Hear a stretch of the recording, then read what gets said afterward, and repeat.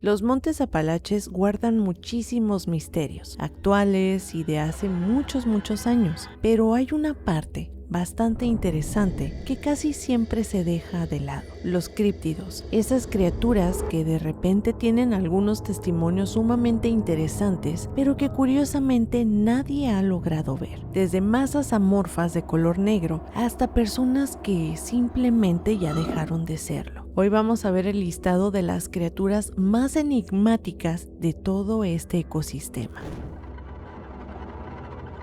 En los Montes Apalaches la gente crece viendo neblina. En West Virginia, en Kentucky, en Tennessee y en las zonas altas de California del Norte, la humedad está en todos lados. La neblina baja los valles y sube por las laderas, cubre las carreteras y luego para el otro día ya no hay nada. Hay relatos que no hablan de una simple neblina, hablan de una neblina oscura que aparece donde no debería y se mueve de forma inteligente. Uno de los lugares donde más se repite este tipo de encuentros es en las áreas grandes y cerradas como el Bosque Nacional de Monongahela. En estos tramos muy poco transitados del Appalachian Trail y zonas totalmente alejadas de los parques turísticos como los Smoky Mountains. Y esto pasa en estos caminos viejos, secundarios, senderos totalmente alejados, en esos tramos donde podrías estar tú completamente solo. Y la descripción casi siempre está igual: alguien que va caminando, nota de repente enfrente de suyo algo oscuro, una masa que se va formando, como si el bosque estuviera normal, excepto por ese pedazo. Cuando se empiezan a acercar, se dan cuenta que no es una sombra ni humo, es una neblina espesa, pero demasiado oscura, porque no refleja una luz como una neblina común. Los faros de los autos o incluso las linternas no logran atravesarla del todo. Y aquí es donde viene el primer detalle extraño: esta neblina no se mueve con el viento, porque hay relatos donde las hojas se mueven para un lado y la neblina avanza para el otro, otros donde simplemente no hay viento y aún así la masa se desplaza lento como si estuviera cruzando el lugar. Y varias personas coinciden en que se mueve a la altura de una persona, que no va pegada al suelo como una neblina normal. Y según los reportes, esta más o menos mediría unos 2,5 metros, ocupando el espacio donde normalmente podría caminar una persona. Algunos dicen que la vieron cruzar por el camino de un lado a otro, completa, como si algo invisible hubiera pasado caminando. Y cuando eso ocurre, el bosque simplemente cambia. Muchas personas hablan de que el sonido se apaga, que los grillos, las ranas, las aves, todo se queda en silencio. Y en este punto fíjense que aparece otro patrón: la desorientación inmediata, porque se sabe que en aquellos lados la cultura del excursionismo, del hiking, es una cosa de todos los días. Entonces las personas que conocen estas zonas empiezan a dudar. Senderos rectos que se vuelven torcidos y caminos que deberían abrirse se cierran. Algunos dicen que el bosque se siente más grande, como si hubieran entrado a un lugar mucho más profundo. Otra señal muy clara es que los teléfonos pierden la señal justo ahí. Los GPS dejan de marcar la ubicación, las brújulas giran y apuntan mal durante minutos y curiosamente solo fallan cuando la neblina está cerca. Las personas que se la han encontrado en sus caminatas por senderos dicen que parece como si les estuviera bloqueando el camino y que a medida de que avanzan, la neblina también avanza con ellos. En la carretera pasa también algo muy curioso. Hay relatos de gente que va manejando por las noches por esas rutas rurales con el bosque cerrado por todos lados, cuando de repente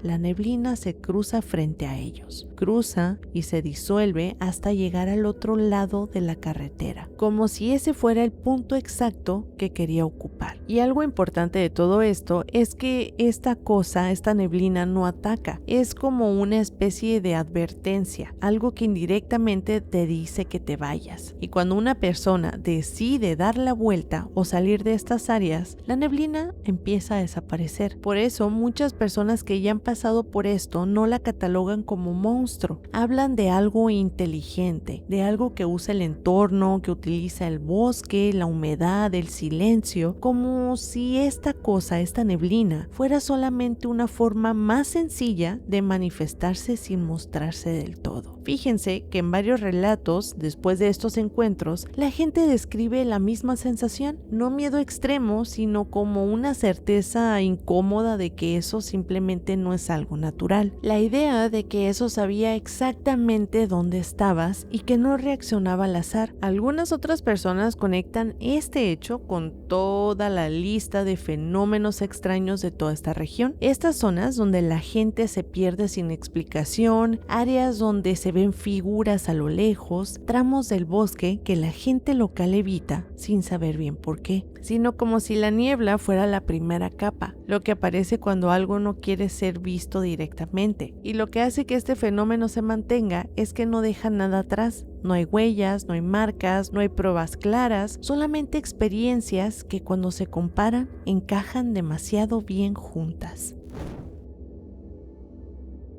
El caso del monstruo de Flatwoods es uno de los más populares si empezamos a hablar de los Montes Apalaches. Todo pasa en la noche del 12 de septiembre de 1952 en Flatwoods, un pequeño pueblo en el condado de Braxton, en West Virginia. Esto es una zona totalmente rural. Hay montes bajos, bosques cerrados y casas separadas por campos y caminos de tierra. Y eran alrededor de las 7:15 de la tarde cuando varias personas de este pueblo vieron una luz brillante cruzando el cielo. Y esto no fue un destello rápido. Fue algo que se desplazó de forma visible y luego pareció caer detrás de una colina en una zona boscosa cercana. Sabemos que en los pueblos cuando ocurren eventos extraordinarios, todas las personas empiezan a preguntarse ¿qué es eso que cayó ahí atrás en el bosque? Pues bueno, varios vecinos desde diferentes puntos del pueblo fueron a internarse en el bosque para investigar qué era lo que estaba pasando. Porque esto no quedó en,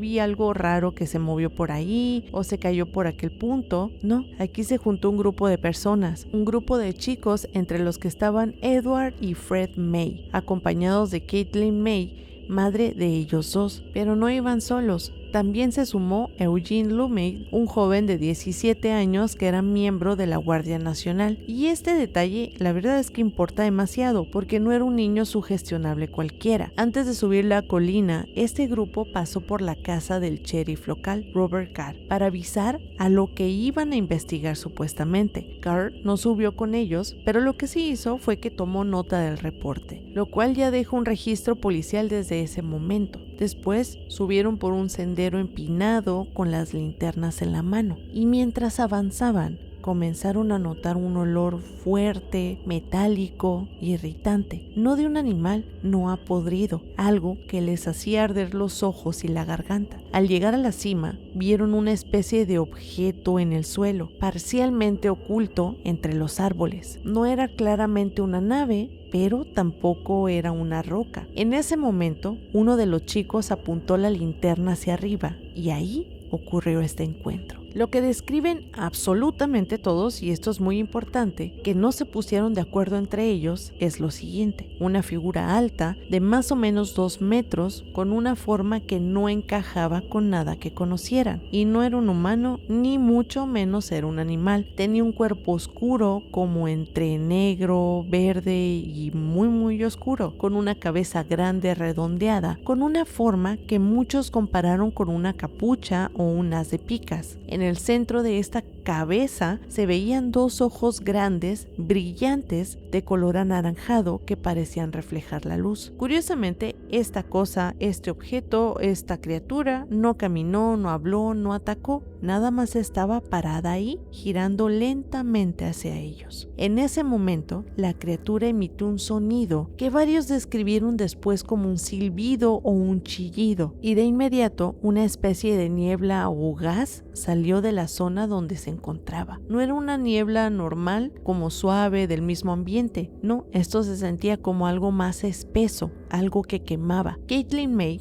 cayó al suelo totalmente mareada. Varios de los chicos empezaron a toser y a toser. Eugene, el joven guardia nacional, describió luego que sentía como una especie de parálisis parcial, como si el cuerpo simplemente no le respondiera bien. El grupo, después de este encuentro tan extraordinario, huyó colina abajo, desorientados, totalmente aterrados, con muchísima dificultad para poder respirar. No fue un pánico colectivo, no fue una reacción exagerada, fue algo 100% real. Y cuando lograron llegar a una casa más cercana, llamaron a las autoridades de nuevo. El sheriff Carr regresó al lugar, pero esta vez acompañado de un oficial estatal de nombre W.E. Arnett. Revisaron toda esta zona esa misma noche y sí encontraron el lugar donde los testigos decían haber visto algo, pero no encontraron ni a la criatura ni ningún objeto visible. Sin embargo, sí se reportó un olor persistente en esta área y una sensación de malestar general. Al día siguiente, los médicos locales atendieron a varios de los testigos, especialmente a Caitlin Jenn y a los chicos. Los síntomas que se registraron después fueron irritación severa de los ojos y de la garganta, náuseas, debilidad, malestar en general y un montón de cosas más, pero no se reportaron ninguna heridas físicas. Pero los síntomas fueron totalmente reales, no estaban inventando esta historia. El caso llegó rápidamente a la prensa y los periódicos locales y nacionales empezaron a publicar esta historia, no como una broma, sino como un encuentro inexplicable. Las descripciones coincidían demasiado bien para ser una casualidad, y con el paso de los días aparecieron explicaciones un poco más oficiales. Primero, que era un búho gigante. Después, que era un meteorito. Después, que simplemente había sido una ilusión provocada por el mismo miedo. Pero es que el problema es que ninguna de estas explicaciones cubría todos los aspectos que ya describimos anteriormente. Para empezar, el búho no explica ni el tamaño descrito, ni la forma del cuerpo, ni la emisión del gas, ni los síntomas físicos, y tampoco el meteoro, porque la figura es observada a corta distancia, tiene un movimiento como de giro, tiene un sonido, tiene un gas, y la histeria colectiva definitivamente no explica toda la coincidencia de detalles, el reporte policial, la atención médica, la presencia de un guardia nacional entre los testigos. Los vecinos de Flatwoods durante muchos años contaron la historia sin adornarla. No hablaban de alienígenas como se hace hoy, hablaban de algo que no encajaba en toda la naturalidad del bosque, algo que no los atacó, pero que definitivamente no era algo natural. Con el tiempo, el caso fue clasificado dentro de la ufología como un encuentro cercano del tercer tipo, pero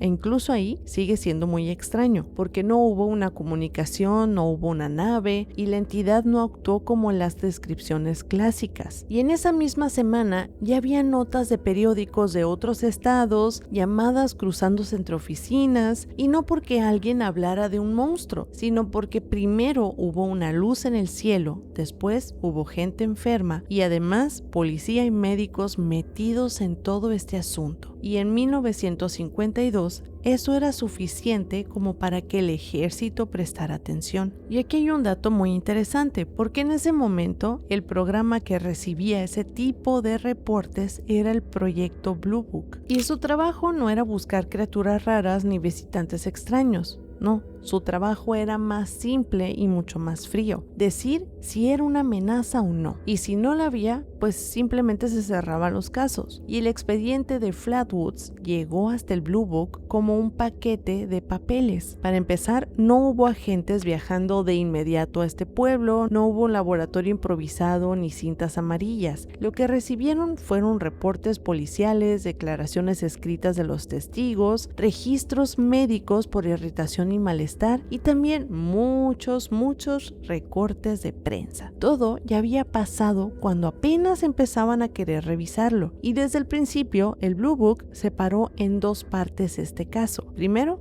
la luz del cielo. Segundo, la gente que vio en el bosque. Para la luz, la explicación fue muy rápida. Esa noche se reportaron muchos meteoros en varios puntos del país. Nada extraño y nada que investigar demasiado. Pero para ellos, ese punto ya había quedado resuelto casi de inmediato. El problema vino con lo segundo, porque la gente no describía solamente miedo. Aquí ya habían visto una figura, una forma, un sonido, un color y síntomas físicos después, y Blue Book necesitaba una explicación que no abriera más preguntas. Pero aquí entra la hipótesis que quedó registrada oficialmente, que la identificación era errónea. Según el análisis, lo que el grupo vio en la colina pudo haber sido un búho. Otra vez, un búho, probablemente posando en un árbol, y al ser observado totalmente de noche con las linternas en una situación de estrés, pues los ojos brillantes se encuadraban perfecto con la descripción de este ser. El cuerpo se explicaba como una confusión entre sombras, el sonido decían que era un chillido animal amplificado por el silencio del bosque, y con eso, en papel, este caso empezaba a cerrarse cada vez más. Pero lo que sí es que no hubo cosas que no terminaron de encajar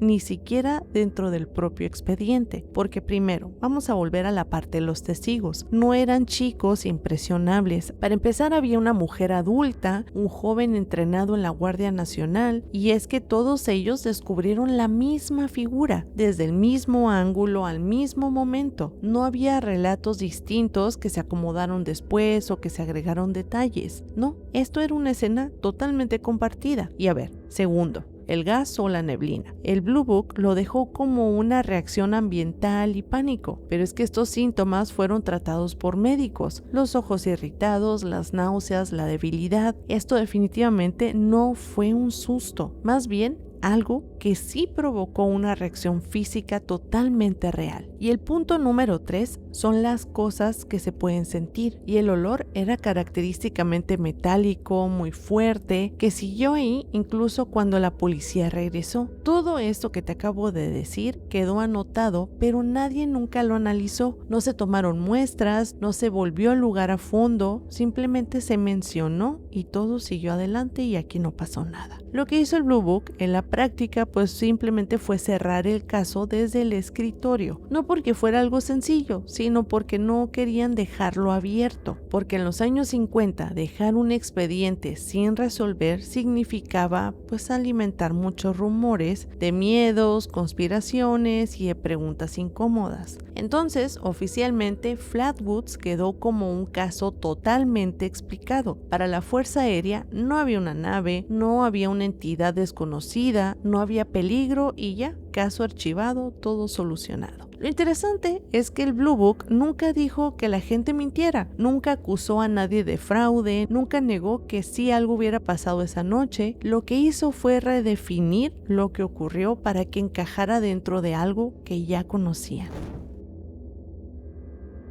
Cuando el Wendigo empezó a aparecer en las historias, no apareció en cualquier lugar ni tampoco en cualquier época. Específicamente apareció en el norte real, en zonas donde el invierno no es paisaje, sino una especie de encierro. Regiones que conocemos como Ontario, Quebec y Alberta, y también algunas partes del noroeste de Estados Unidos. Aquí son territorios donde vivían los pueblos como los Cree, los Innu y los Naskapi. Ahí el año no se medía en estaciones bonitas como lo hacemos hoy en día. Se medía en que si el invierno iba a ser corto o tal vez iba a alargar más de lo normal, si los animales iban a aparecer o no, si el lago iba a congelarse antes de tiempo o no, porque cuando todo eso pasaba, la comunidad quedaba completamente aislada, sin rutas, sin comercio y también, muy importante, sin ayuda externa. Y con todo este contexto empieza a concentrarse una idea que después se convertiría en uno de los críptidos más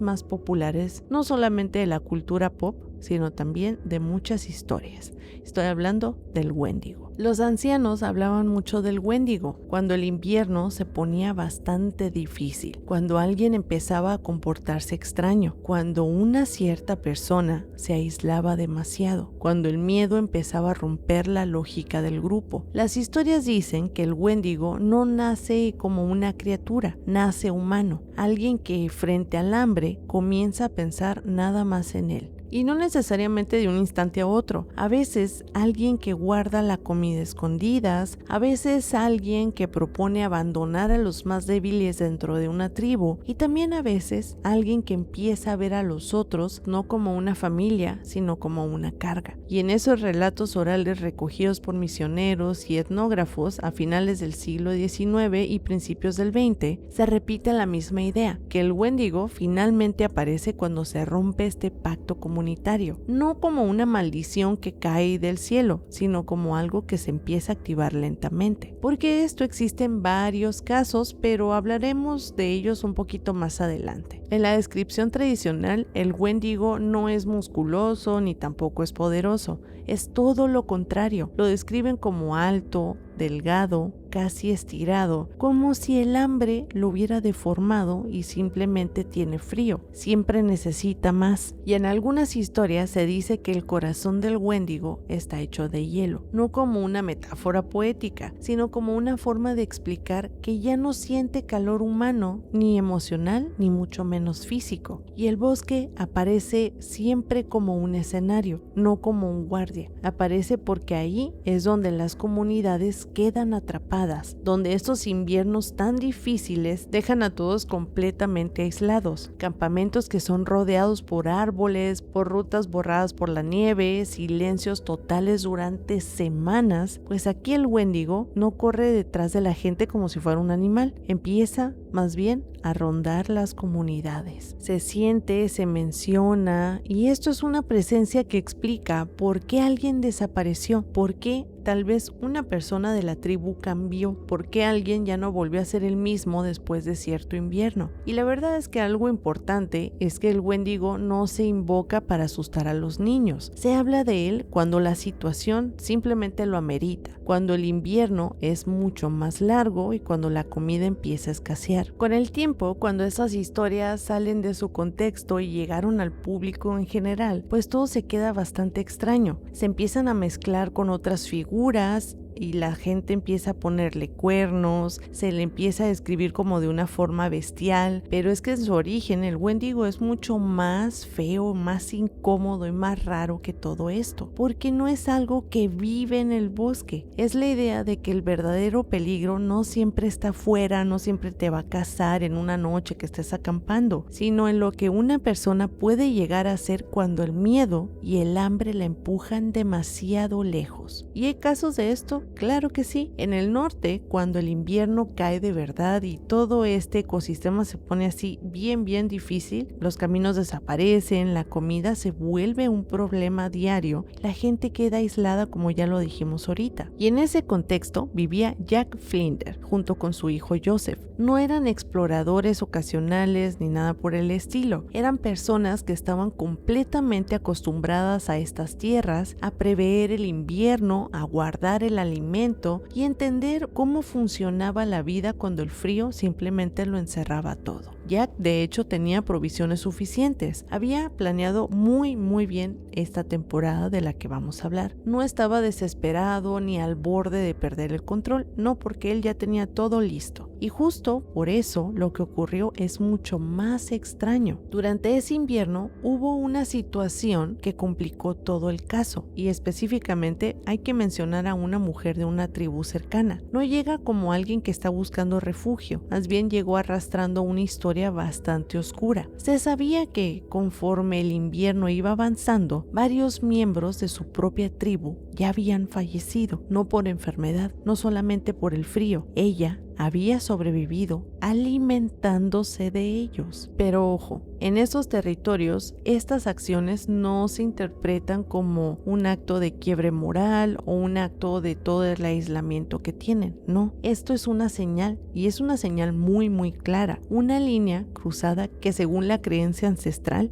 cambia a una persona para siempre. Pero cuando la mujer se cruza con Jack y su hijo, ya no es vista como alguien que pueda ser ayudada o cuidada o tal vez contenida. Para ellos el proceso ya estaba en marcha. La idea era clara y brutal, porque cuando alguien pasaba ya semanas alimentándose de carne de personas, el hambre no se apagaba, más bien se empezaba a intensificar. La persona se vuelve cada vez más extraña, más errática, más fuerte, más impredecible, y ya no come por necesidad, come porque el deseo no se va, y tarde o temprano va a volver a atentar contra la vida de otra persona, pues Jack y Joseph no intentan huir de esta situación, no le entregan a otra tribu, no buscan un ritual, ni rezos, ni encierros. En esa lógica del norte, eso simplemente no sirve de nada, y dejarla ir significaría permitir que el ciclo de esta criatura continuara, que más personas fallecieran cuando el invierno iba avanzando cada vez más y más. Entonces tomaron una decisión que no tiene vuelta atrás. Le quitaron la vida, no en un acto impulsivo ni un producto del miedo inmediato. Fue una decisión fría, tomada desde la convicción de que si no lo hacían iba a ser mucho peor. Ellos mismos lo dijeron después, nunca lo negaron ni tampoco buscaron excusas. Cuando estas personas fueron arrestadas y llega el caso a juicio, ahí es donde todo se pone más extraño, porque Jack Flinder y su hijo aceptaron totalmente lo que hicieron. No dicen que fue un accidente, tampoco que se defendieron, admiten el hecho tal cual fue, pero lo que sí es que explicaron el porqué. Decían que la mujer estaba siendo tomada por el Wendigo, que el proceso ya no podía detenerse en ese punto, que no era algo que pudiera curarse ni tampoco revertirse, y que dejarla seguir su camino habría significado muchos más fallecimientos en medio del invierno. Y para quienes escucharon todo esto desde la sala, desde un lugar con leyes, con médicos, con distancias, pues suena a una superstición, a un mito, a una historia totalmente antigua usada como justificación. Y sin embargo, los hechos previos todavía estaban ahí. Había personas sin vida, había un patrón, había también una historia que ya se había repetido antes en otros inviernos en otros lugares. Eso es lo que hace que este caso no se pueda despachar tan rápido, porque no es la historia de alguien que perdió la razón por hambre, y tampoco es la historia de una criatura encontrada en el bosque. Esta es la historia de una decisión consciente tomada por alguien que conocía demasiado bien lo que pasaba cuando el invierno avanzaba sin control. Por eso el nombre de Jack Flinder no queda como el de un monstruo ni tampoco como el de un salvador. Queda en ese punto, como en esa especie de limbo donde nadie sabe bien qué habría hecho en su lugar, y cada vez que se habla del Wendigo, este caso vuelve a aparecer, no como una leyenda exagerada, sino como una historia totalmente real, donde el frío, el hambre y la creencia se cruzaron de la peor manera posible. Esta historia comienza en los años 60 en Grafton, en un pueblo muy chico rodeado de colinas, de bosques espesos y zonas industriales medio abandonadas. Y no es un lugar turístico ni aislado del todo, pero sí es lo suficientemente tranquilo como para que cualquier cosa fuera del lugar se note de inmediato. En esa época, Grafton era un pueblo de paso, con muchas fábricas y patios aéreos donde la ciudad se va diluyendo en monte. Lugares donde al caer la noche ya no hay mucha gente caminando, y ahí es donde empieza el primer testimonio. Este hombre conocía bien esta zona. Aparte, no había muchas cosas que pasaran ahí. No era un simple visitante o alguien que estuviera perdido, porque era de este lugar, y como muchos de ahí, caminaba seguido cerca del río, sobre todo al atardecer. Esa tarde no había nada de extraño. El clima estaba totalmente normal, el río estaba corriendo tranquilo y el cielo ya estaba empezando a oscurecer. No había neblina espesa ni mucho menos una tormenta, solamente ese momento en el que el día se va y el bosque no termina de apagarse. Esta persona iba caminando cerca de la ribera cuando de repente notó algo distinto. No fue un sonido fuerte ni tampoco un movimiento brusco, fue una presencia, una sensación de que algo grande ocupaba un espacio cerca de él, aunque todavía no lo lograba ver bien, pero levantó la vista hacia una zona más adelante, donde el terreno estaba un poquito más abierto, y ahí fue cuando lo vio. No era un animal que él reconociera, no era un oso, tampoco era un ciervo, no era una persona tampoco. Lo que estaba ahí era mucho más grande, claramente más alto y ancho que que un ser humano promedio, pero lo curioso es que no tenía una forma definida, ni siquiera se podría decir que tenía una. El cuerpo parecía una especie de masa oscura, compacta, como si todo eso fuera un torso. No se distinguía un cuello ni una cabeza, si es que había una, pues no sobresalía. Los brazos eran largos, demasiado largos, y colgaban hacia los costados, y parecía casi rozar con el suelo cuando esta cosa se empezaba a mover. El movimiento era lento, grotesco, no caminaba erguido como una persona, ni se desplazaba como un animal ágil. Avanzaba pesado, con movimientos muy torpes, como si cada paso requiriera un esfuerzo. Lo curioso es que no hacía ruido, no rompía las ramas, ni tampoco tenía una respiración fuerte. La persona se quedó completamente quieta, no por valentía, sino porque el cuerpo simplemente no le reaccionó. En ese momento, lo que más le llamó la atención no fue el tamaño, sino la falta de detalles. No tenía ojos ni dientes, ni tampoco garras. Era como estar mirando algo que todavía no estaba terminado, como si el cerebro no supiera en qué cosa fijarse. Durante unos segundos, ambos permanecieron ahí, el hombre mirando y la cosa ocupando el espacio. No parecía curiosa y no parecía agresiva tampoco, simplemente estaba parada ahí. En algún punto, esta criatura giró levemente, no hacia él del todo, sino como ajustando su posición. Ese pequeño movimiento fue suficiente para romper esta parálisis que el hombre ya sentía, y es así como dio un paso atrás. La cosa nunca lo siguió, simplemente se alejó, se movió hacia el monte en dirección contraria al río, perdiéndose entre los árboles. Sin apurarse, tampoco corrió, no se escondió, simplemente caminó como alguien que sabe que no lo van a seguir. El hombre tampoco gritó, no salió corriendo, se quedó unos segundos más tratando de entender qué era lo que acababa de ver. Después, sin pensarlo demasiado, se dio la vuelta y se fue, y no volvió a mirar atrás. Y esa noche claramente no durmió, no porque creyera haber visto un monstruo, sino porque no podía encajar la imagen en algo que ya conociera. No encontraba una comparación, no había una explicación cómoda que lo hiciera sentir mejor. Y cuando lo contó, no lo hizo como buscando atención, tampoco lo contó como con incomodidad, simplemente con frases cortas, repitiendo que era una cosa grande, que no tenía una forma clara, que no hacía ruido, que no tenía cara. La gente que empezaba a escuchar esta historia simplemente lo veía con una cara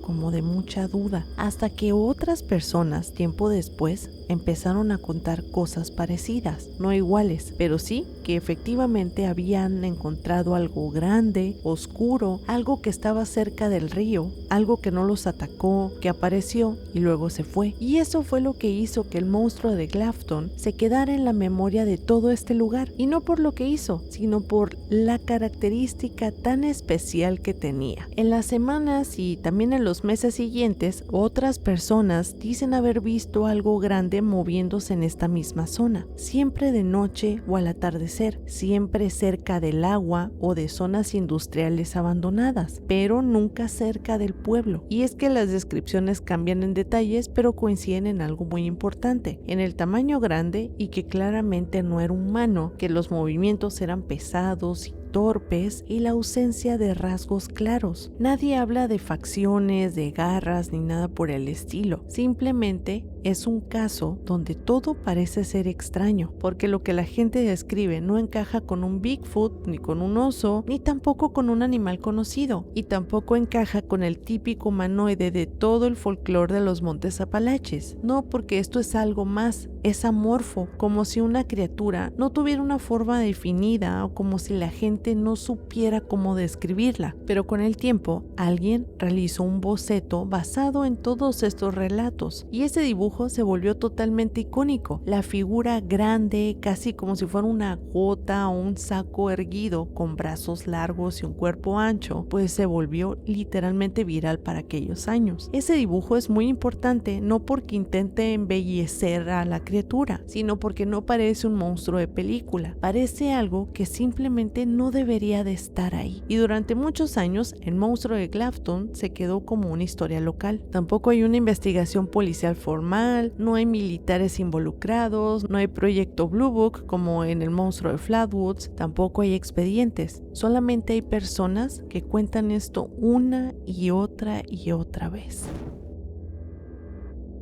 Todo empieza en noviembre de 1966 en Point Pleasant, en un pueblo chico de West Virginia, metido entre ríos y zonas industriales viejas y también en el monte. Un lugar totalmente tranquilo, de esos donde casi no pasa nada. Justamente por eso, cuando algo raro ocurre, se nota de inmediato. La primera noche es clave en este caso, porque es el 15 de noviembre. Dos parejas jóvenes están manejando por la zona conocida como TNT Area, un complejo abandonado de la Segunda Mundial, lleno de edificios de concreto, pasto alto y caminos de tierra. No es un lugar extraño para la gente del pueblo, porque muchos de ellos iban simplemente ahí a pasar el rato, y mientras avanzaban por este camino, algo se cruzó frente al coche. No era un animal común, porque es más grande, demasiado grande. Los testigos dicen que tenía ojos rojos intensos, separados, que brillaban incluso con las luces del auto. El cuerpo no se distinguía bien, pero sí había algo totalmente importante: alas enormes plegadas contra la espalda. La criatura no caminaba ni corría, simplemente se elevó, y cuando el coche aceleró para salir de ahí, esta cosa lo siguió volando a la par del vehículo a más de 100 kilómetros por hora, sin batir las alas como un ave normal, simplemente iba avanzando. Cuando los chicos llegaron al pueblo totalmente aterrados, van directo a la policía. No hablan de un monstruo fantástico sacado de una historia, hablan de una criatura grande con alas, con ojos rojos, que no encajaba con nada que ellos conocieran. La policía tomó el reporte y no se rieron por una simple y sencilla razón: que esa misma noche empezaron a llegar más llamadas. Los avistamientos empezaron a multiplicar en los días siguientes y esta historia se corrió demasiado rápido, y con ella los encuentros. Personas dicen ver la figura parada en campos abiertos, otros la ven sobre los techos, y algunas personas dicen que estaba al borde de los caminos totalmente inmóvil, como si estuviera esperando algo. Y la descripción: una figura humanoide con alas enormes, ojos brillantes de color rojo, una altura de casi 2 metros. Y es que en ese momento no hay historias de ataques, ni de mordidas, ni de persecuciones a pie, simplemente es que está ahí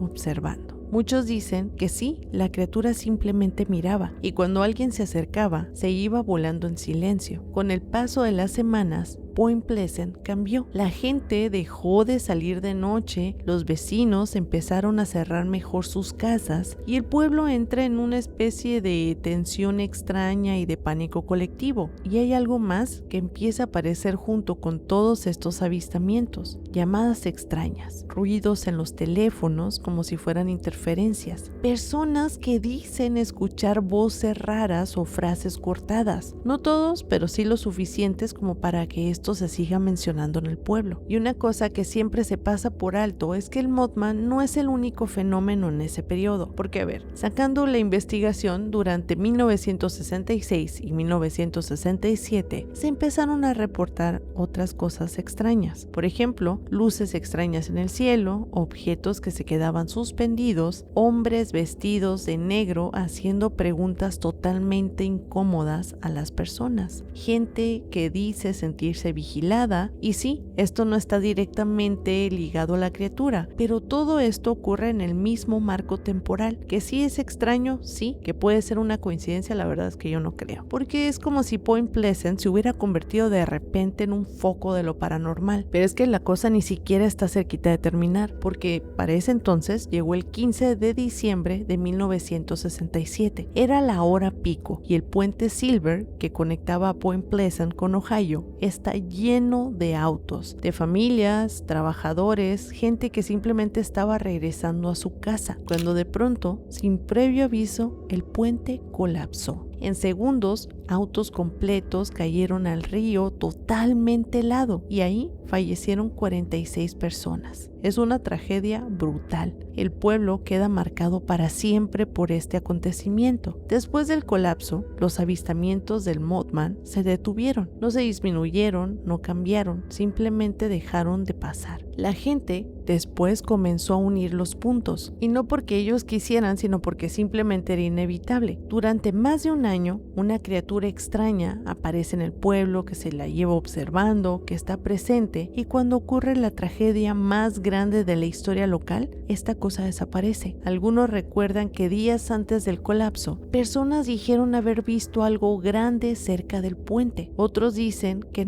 no hay un consenso de esto, pero la coincidencia temporal es muy difícil de ignorar. ¿Pero qué es realmente el Mothman? Y en este punto es donde vamos a hablar de todas estas teorías, porque algunos dicen que era un ave mal identificada. El problema es que ningún ave local explica el tamaño, ni la velocidad, ni mucho menos el comportamiento. Otras personas hablan de un experimento militar, pero nunca apareció nada sólido que lo confirme. Y hay quienes dicen que no era una criatura, sino más bien una señal, un tipo de presagio, algo que aparece cuando algo más grande y trágico está por pasar, que no causa el desastre en sí, sino más bien como que lo anuncia. Y esta es la teoría que a muchas personas les da miedo, porque según esta lectura, el Mothman no vino a Point Pleasant por accidente. Apareció, fue visto por muchas personas, generó atención, tensión, mucho miedo, y luego cuando ocurrió este evento, simplemente se fue. Y este es uno de los críptidos más populares de toda la cultura pop y de los últimos años, y claramente se han hecho películas e historias en torno a él, no solamente en los Estados Unidos, sino en otras partes del mundo, incluidos México también. Antes de que alguien le dijera Sasquatch, en West Virginia ya se hablaba de otra cosa, algo mucho más simple y más del monte. La gente no decía había un críptido, decía más bien ahí anda la cosa blanca por ahí. Esta no es una historia de periódicos ni de patrullas, no venía de reportes oficiales, sino que venía de personas que vivían cerca del bosque, de estos caminos secundarios, de lugares donde el monte empieza literalmente detrás de tu casa. Y ahí la cosa blanca no se contaba como una anécdota espectacular, sino como una advertencia, algo que se mencionaba casi de paso, como quien dice que no te metas en ese sendero de noche. Hay una persona que recopiló muchos relatos de esta criatura en los años 60, específicamente en 1965, de nombre Ruth Ann. En 1965 ese nombre ya existía. En su libro aparece la cosa blanca como uno de esos cuentos que la gente contaba con mucha normalidad, dando a entender que no era algo nuevo, ni algo extraño, ni mucho menos algo reciente. Era algo que ya estaba ahí. Y esto es un punto muy clave en todo este caso, porque esos son relatos viejos. La cosa blanca no es un monstruo moderno, no es una criatura de película, no es algo que está diseñado para asustar, es más bien una presencia, algo que aparece en ciertos lugares y en ciertos momentos, y que la gente aprende a respetar sin entender del todo. Y Ruth Ann deja claro algo muy interesante, que la cosa blanca no encaja fácilmente en ninguna categoría, no se comporta como un fantasma típico, pero tampoco como un animal común, y sí es físico, sí, tiene un cuerpo, ocupa un espacio, pero no termina de sentirse como algo normal, es como si estuviera fuera de este mundo, pero también en el otro lado. Y con los años, ese relato viejo comenzó a mezclarse con algunas descripciones nuevas, historias un poco más agresivas, encuentros más cercanos, y es así como la gente empezó a ponerle rasgos un poco más definidos. Ahí es donde el nombre cambió, donde la cosa blanca empezó a llamarse el Chip Squad, no porque el fenómeno cambiara, sino porque la forma de contarlo cambió. Cuando juntas todos estos relatos y ves el mapa, hay algo que se repite con mucha insistencia. No aparece en cualquier lado, se encuentra específicamente en los montes Apalaches. Y cuando la gente intenta describirla, el relato se parte en dos, aunque nunca del todo. Hay una versión que es mucho más vieja, donde la cosa blanca parece ser más como un animal extraño, pues un críptido, que es grande, blanca, pero no limpia, más bien es una cosa sucia, manchada, apelmazada, con el cuerpo que recuerda a un perro enorme, a un lobo o incluso a un oso. Y hay un detalle que la verdad sí se repite mucho. la boca, que tiene muchos colmillos, una dentadura que no se siente normal, algo que incomoda incluso cuando no ataca. Pero para todo esto hay un encuentro que fue específicamente en 1994. Era de noche, no como cualquier madrugada, ese tipo de noche cuando en West Virginia, en la que se alcanza a distinguir el monte, el camino al borde del arroyo, pues en todo este contexto hay un hombre que iba completamente solo, no estaba explorando ni buscando nada extraño, simplemente estaba manejando por una carretera secundaria, de esas zonas donde el asfalto parece metido a la fuerza entre los árboles y los barrancos. Ese señor conocía muy bien el lugar, había vivido ahí muchos años. Sabía cómo se ve un ciervo, un oso, un perro salvaje, todo lo que él estaba acostumbrado a ver. Pero eso que vio no le cuadró desde el primer segundo. Al costado del camino, bajo y cerca del arroyo, había algo blanco, no un blanco limpio, un blanco sucio, como lana mojada, apelmazada. Al principio pensó que podría ser un animal más grande, tal vez un oso claro o algún ganado que se hubiera escapado de por ahí. Frenó un poco, bajó la velocidad y ahí fue cuando notó que no estaba parado como un animal normal. Esta cosa estaba agachada, casi en cuclillas, con el cuerpo inclinado hacia el agua. No parecía estar bebiendo como un ciervo, parecía estar arrodillado, y eso ya es muy extraño. El hombre se quedó mirando unos segundos más. No había ruido, simplemente el del arroyo que seguía corriendo totalmente normal. El bosque estaba quieto, demasiado quieto. Y entonces la cosa se movió, se levantó, se enderezó y ahí fue cuando el cuerpo del hombre reaccionó antes que su cabeza, porque cuando esa cosa se puso de pie, se dio cuenta que no era un animal, era mucho más grande de lo que él había calculado. Fácil, eran unos 2 metros o más. El cuerpo era ancho, pesado como el de un oso, pero la postura era demasiado vertical. Los brazos colgaban de lado, largos, gruesos, con una forma que no parecía la pata de un animal, y la cabeza era peor. No tenía hocico claro, no tenía una forma típica de un oso o de un lobo. Era ancha, rara, con una especie de frente inclinada. Algunos detalles no los pudo procesar del todo, no porque no los viera, sino porque su cerebro no sabía cómo acomodarlos. Durante unos segundos, los dos se quedaron ahí, el hombre dentro del coche y la cosa blanca junto al arroyo. El hombre pisó el acelerador, avanzó rápido, sí, pero con esa mezcla de miedo y de control que te hace querer salir sin cometer un error. Mientras estaba avanzando, miró por el retrovisor. La cosa no lo siguió, simplemente se quedó ahí, de pie,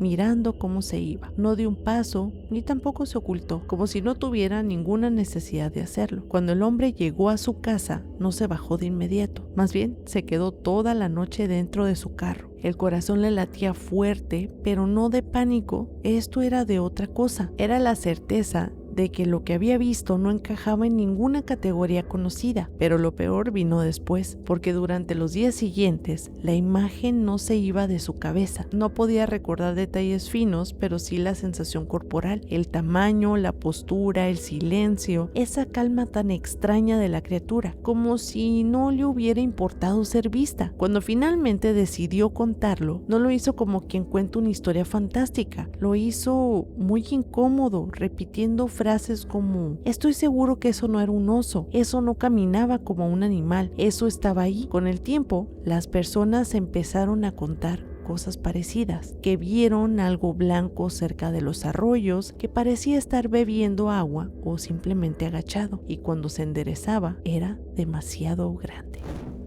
Y si juntas todas estas historias, la neblina oscura, la cosa blanca, Flatwoods, Grafton y el Mothman, hay algo que se repite una y otra vez en los Montes Apalaches. Sabemos que este lugar es sumamente interesante por todas las actividades, todos los sucesos que han ocurrido aquí durante el paso de los años. Es por eso que este tema es de los más populares y claramente interesa a muchos, y de verdad yo creo que es de mis favoritos, porque aquí encontramos un cúmulo de situaciones, de historias, de criaturas, de viajes en el tiempo, de portales, de un montón de cosas. es un lugar simplemente fascinante, que puede ser uno de estos puntos energéticos o portales que dicen que tienen algunas partes del mundo. Pero si llegaste hasta este punto del video, quiero saber cuál de todos los fenómenos de los Montes Apalaches es tu preferido. Los críptidos, los desfases temporales, las desapariciones, cuéntame, yo quiero saber. Y es así como vamos a cerrar el portal el día de hoy. Pero si te gustó este video, no olvides dejar tu likecito, comentar, suscribirte al canal porque también es muy importante, y si me estás escuchando por Spotify también veme a seguir por allá. Y ahora sí, bienvenidos a esta siguiente temporada, que no sé qué número es, pero bienvenidos. Estamos estrenando set, quedó fabulosamente bonito, a mí me encantó, tiene muchos elementos que ahí en los comentarios díganme qué lograron identificar. Tiene algunas cositas muy interesantes, pero por ahí creo que está un monstruito de Flatwoods, entonces estoy muy emocionada porque de verdad sí quedó muy